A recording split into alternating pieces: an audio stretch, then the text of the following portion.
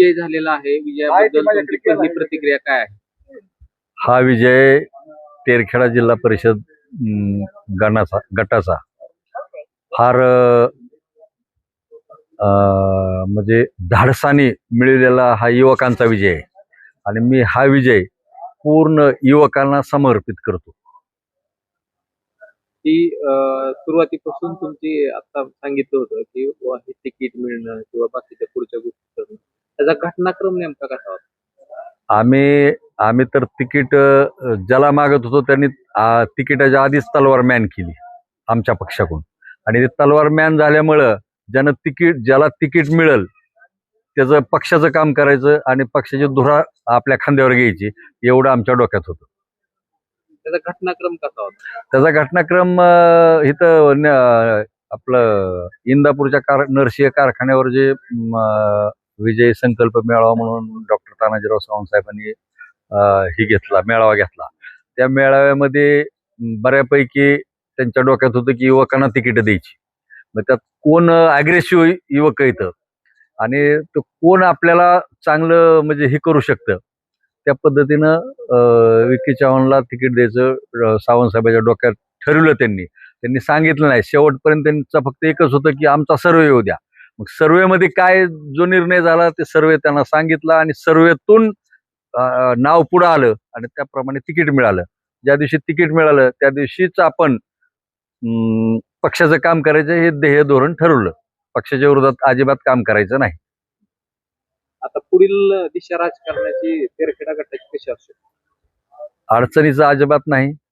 त्यांची ग्रामपंचायत हे सर्वजण ग्रामपंचायत सदस्य इकडे 8-9 सदस्य येतं त्या पद्धतीनं बसून त्यांचा ते निर्णय घेतील.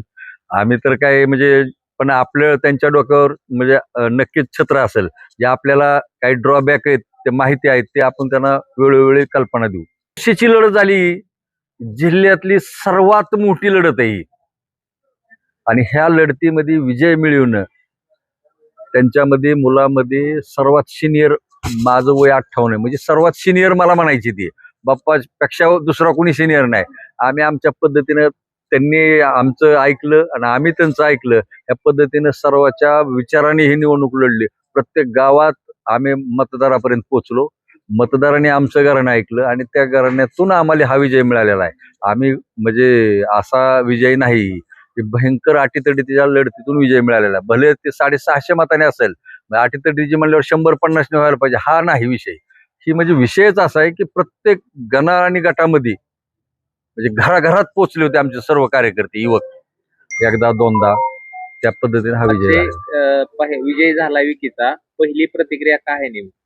हा विजय खरोखरच जे गेले 15 दिवस आमच्या सोबत खांद्याला खांदा लावून युवक असतील, आमच्या सोबतची ज्येष्ठ मंडळी असेल, बाप्पासारखे अनुभवी नेते असतील, यांनी वेळोवेळी जे मार्गदर्शन केलं व सर्व नियोजन केलं, या नियोजनाचा विजय मी विजय सर्व कार्यकर्त्यांना सर्व नेत्यांना समर्पित करतो. तुम्हाला खरं तर विश्वासानं तिकीट दिलं. तुम्ही सावंत साहेबांबद्दल आता काय बोला? खरंच सावंत साहेबाचं आभार मानव तेवढं कमी आहेत. इतक्या सर्वसामान्य कुटुंबातल्या युवकाला तिकीट दिलं. खरं तर नेते मंडळी तिकीट देताना तिकीट वाटप करताना माणसाची कॅटेगरी बघतात की त्याची परिस्थिती काय, त्याची पार्श्वभूमी काय, त्याच्या मागे पाहुणारा ओळख किती, त्याची मागची लोक किती. परंतु अतिशय तेरखेडा गावातील आम्ही सर्वसामान्य कुटुंबातले युवक असून आमचं एकच गाव तेरखेड्यात असून आम्हाला तिकीट उमेदवारी दिली. तिथंच आम्ही विजय प्राप्त केला. पुढील राजकारणाची दिशा नेमकी कशी असेल? राजकारणाची दिशा आदरणीय सावंत साहेब असतील, केशव साहेब असतील, आमचे सगळे पक्षाचे नेते असतील, विशेष आमचं सुनील बाप्पा जाधवर असतील, यांना आम्ही बाप्पाला शब्द दिलाय की बाप्पा तुम्हाला भरपूर अनुभव या गटातला कामाचा, तुम्ही आमच्या सोबत कायम विकास करण्यासाठी सोबत राहा. तुम्ही म्हणताल ते आम्ही ऐकणारी पोरं सगळी, कारण बाप्पाच्या अनुभवाचाही या गटाला फायदा होणार आहे. तुमच्या समोर खर तर जिल्ह्यातील एक नामांकित असे मोठे व्यक्तिमत्व होतं, त्यांना तुम्ही हरवलंय. काय आता म्हणजे तुमच्या भावना काय आहेत? 100% धनशक्ती विरुद्ध जनशक्तीची निवडणूक होती. जी आमच्या सोबत आमची खरी टीम होती सोबत असणारी, या टीमचं करावं तेवढं कौतुक कमी आहे. कारण मागचे जर 5-10 वर्षाचा इतिहास तेरखेड्याचा बघितला, घराच्या बाहेर यायला सुद्धा भेट होते लोक. पण आज खरोखर सगळ्यांनी खांद्याला खांदा लावून आमच्या सोबत आले. त्यांनी इतकी आमच्यावर खालच्या थराला जाऊन टीका केली, परंतु तेरखेडा गावातील सुज्ञ मतदार बंधू यांनी त्या टीकेला न जुमानता सर्व अल्पसंख्याक समाज 18 पगड जातीची लोक आमच्या सोबत खांद्याला खांदा लावून राहिली. त्याच्यामुळं आम्ही हा विजय प्राप्त केला.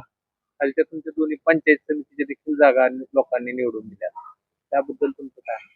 नाही, खरंच आमच्या पंचायत समिती तेरखेडा पंचायत समितीचा विषय म्हणलं तर खऱ्या अर्थानं जी जिल्हा परिषदची आपली उमेदवारी बालाजी अण्णा गोलोबास्त्यान यांनी, आम्ही त्यांना सांगितलं की अण्णा ही 2 पुढारी एक झाल्यात आणि आता तुम्ही आमच्या सोबत पंचायत समितीला उभा लागते. कारण बालाजी अण्णा गोलोब हा माणसातला माणूस आहे.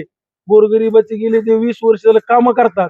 आम्ही त्यांना शब्द टाकला आणि त्यांनी आमच्या शब्दाला मान देऊन खाली इतक्या दिग्गज उमेदवाराच्या समोर लढण्यास तयार झाले. आणि आज आम्ही अण्णाच्या आणि आमच्या सगळ्याच्या दोन्ही उमेदवाराच्या ताकदीवर आम्ही आज जिल्हा परिषद गट व दोन्ही पंचायत समिती निवडून आणली. मी प्रथमतः आपल्या भूमपरांडावासी आमदार साहेबांचे आभार मानतो. कारण त्यांनी एक सर्वसामान्य कुटुंबातील व्यक्तीला उमेदवारी दिली की त्यांना कसलाही गॉडफादर नाही राजकीय, एकदम सर्वसामान्य माणसं आहेत. आणि अतिबलाढ्य माणूस माणसाच्या विरोधात एक सामान्य माणसाला उमेदवारी दिली. साहेब आम्ही पण सामान्यच आहेत. एक 25 वर्ष झालं ह्या प्रस्थापिताबरोबर काम करत होतो, पण त्यांना ही 2 जण मिळून सर्वसामान्य माणसाचा ह्यांच्यापाशी काहीच नव्हतं. आणि प्रस्थापित अथवा किती बी मोठा नेता असला तर कार्यकर्ता नसेल तर नेता नसतो. कार्यकर्त्याच्या जीवावर नेता असतो, ही आज आम्ही सिद्ध करून दाखवलंय.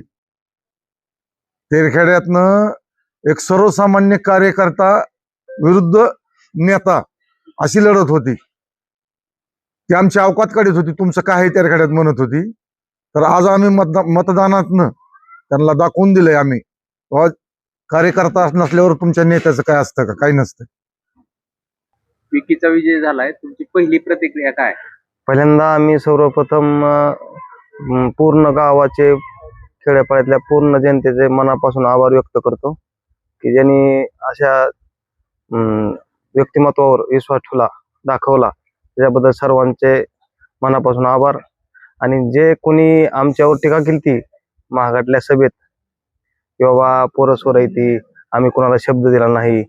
आम्ही जनते जीवावर निवडतो.